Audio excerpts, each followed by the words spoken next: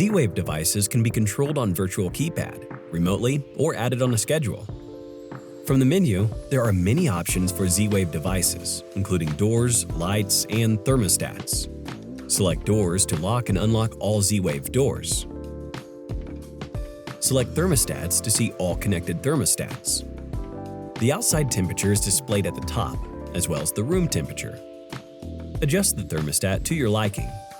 Select Lights to turn the lights on or off. You can also adjust the brightness level. To add a new Z-Wave device, select the category of your new Z-Wave device. Tap the Edit icon in the upper left corner and select Add. Name the device and tap Continue. Now head to your Z-Wave device and press the Function button. Once the device is successfully added, it will populate on the list of available devices.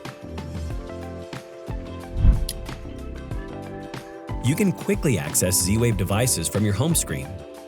From the home page, tap the Edit icon. Select the device category for the device you want to add on the home screen.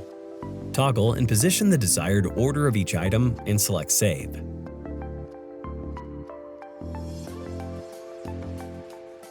If you have any questions on Virtual Keypad, access the Help file located on the side menu under Help.